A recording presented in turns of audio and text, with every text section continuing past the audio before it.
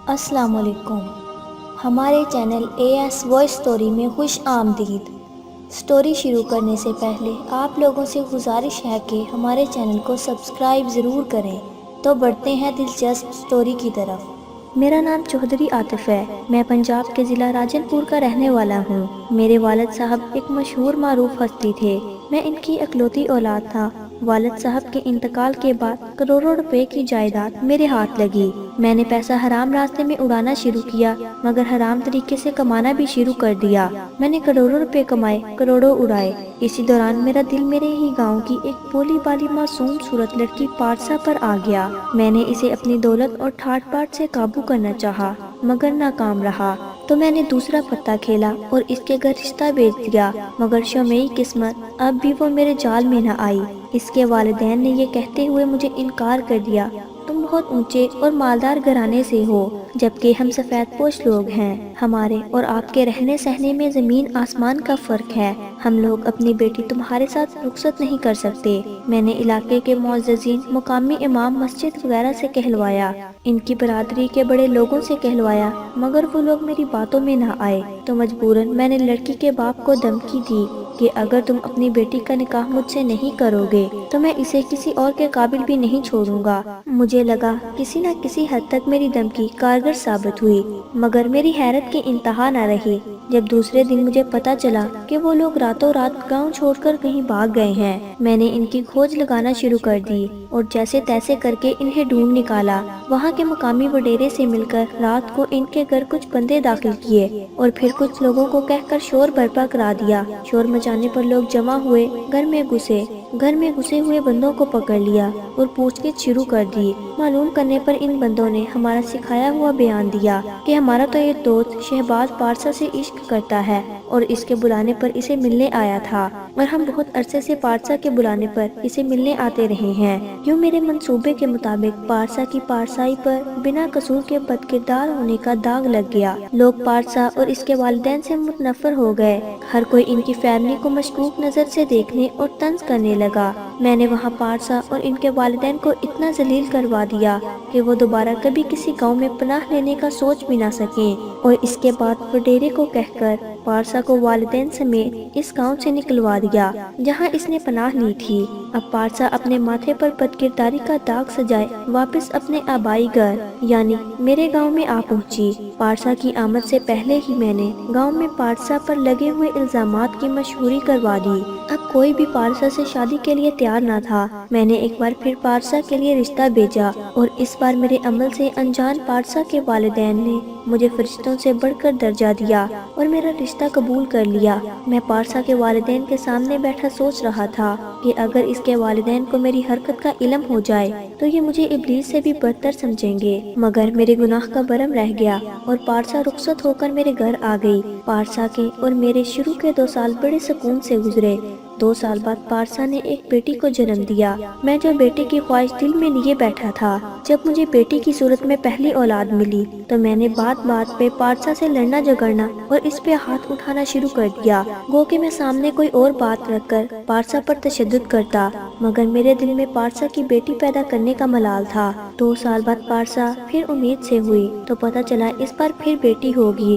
میں نے پارسا کو بچہ ابارشن کروانے کا کہا، مگر اس نے انکار کر دیا۔ میرا اور پارسا کا لڑنا جھگڑنا بڑھ گیا، یہاں تک کہ میرے تشدد اور ذہنی اذیت کی وجہ سے پارسا نے ایک مردہ بچی کو جنم دیا، گو کہ مردہ بچی پیدا کرنے پر پارسا بہت غمگین تھی، مگر میرے دل کے کسی کونے میں غم نہ تھا۔ پارسا تیسری بار امید سے ہوئی تو اس بار پھر ماں کی کھوپ میں موجود بچہ بیٹی تھی۔ میں نے پارسا کو ابارشن پر مجبور کیا، وہ نہ مانی تو میں نے پارسا پر تشدد کے ساتھ ساتھ پارسا کو اذیت دینے کے لیے اپنی معصوم بچی پر بھی تشدد کرنا شروع کر دیا۔ پارسا جیسے تیسے کر کے بھی خود پر میرا تشدد تو برداشت کرتی رہی، مگر اپنی 4-5 سال کی معصوم بیٹی پر ہونے والے ظلم و ستم نہ برداشت کر سکی اور ابارشن پر راضی ہو گئی۔ ڈاکٹر نے ابارشن سے پہلے بتا دیا کہ اگر یہ بچہ ضائع کیا تو اس کے بعد دوبارہ پارسا ماں نہیں بن سکے گی۔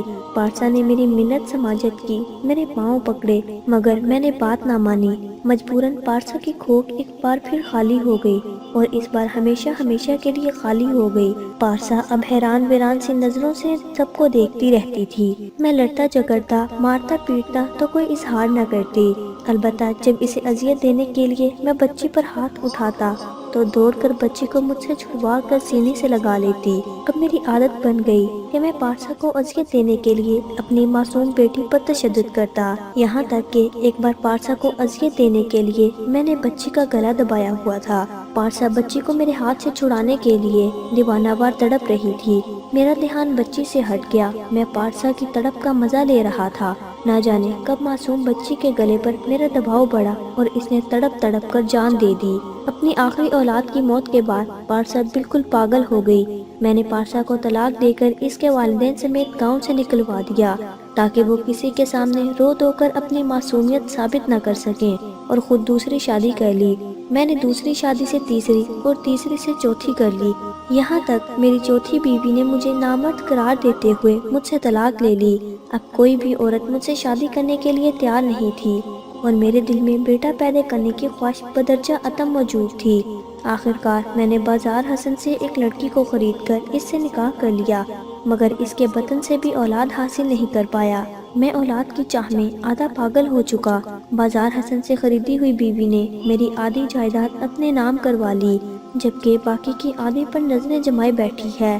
دوسری طرف میرے چچا زاد بھائی بھی میری موت یا پھر مکمل پاگل ہونے کے انتظار میں بیٹھے ہیں تاکہ کچھ نہ کچھ بچا کچا ان کو بھی مل جائے، اور میں ہوں کہ میڈیکل طریقے سے علاج کروانے کے باوجود پاگل ہوتا جا رہا ہوں۔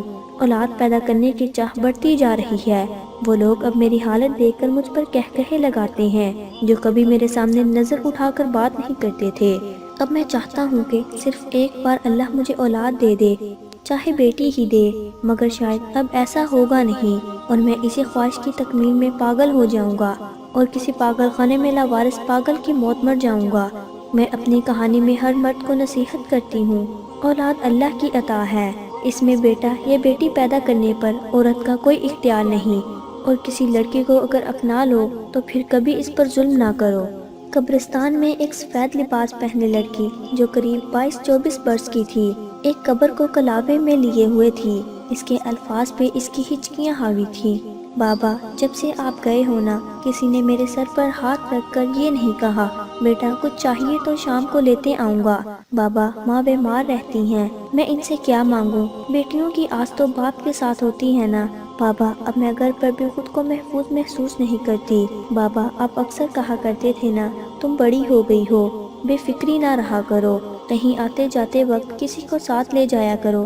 دیکھیں نا بابا، اب میں اپنے آنگن میں بھی اکیلی نہیں جاتی۔ بابا، جب غیر مرد مجھ کو نظروں سے زخمی کرتے ہیں تو مجھے آپ کا پردہ بہت یاد آتا ہے۔ دیکھیں نا بابا، آپ کی شہزادی کا جوتا 3 دن سے ٹوٹ گیا ہے۔ بابا، آپ کو پتہ ہے نا مجھ سے ننگے پاؤں نہیں چلا جاتا۔ بابا، آپ ہمیں چھوڑ کر کیوں چلے گئے؟ بابا، آپ کو پتہ ہے اب میں نوکری کرتی ہوں، میرا مینیجر بار بار مجھے دفتر بلاتا ہے اور کاغذات پینسل کے بہانے میرے ہاتھوں کو چھوتا ہے۔ اگر میں کچھ کہتی ہوں تو اس کے بعد وہ کام بھی مجھ سے کرواتا ہے جو کل کا ہوتا ہے۔ بابا، مجھے نوکری نہیں کرنی، مجھے ان حریص لوگوں کے سامنے اپنی غیرت کو پامال نہیں کرنا۔ آپ اللہ پاک جی کے پاس ہیں نا، ان سے کہیں کہ میری بیٹی اکیلی ہے، وہ مردوں کی ہوس بھری نظروں سے زخمی ہوتی ہے، وہ ان کی زبردستیوں سے ختم ہو رہی ہے۔ بابا، مجھے آپ کا پردہ محفوظ رکھتا تھا، اب میرا پردہ چھن چکا ہے، اب میں کسی کی نظروں سے محفوظ نہیں رہتی۔ میں درخت کا سہارا لیے خود کو سنبھالنے کی کوشش کر رہا تھا۔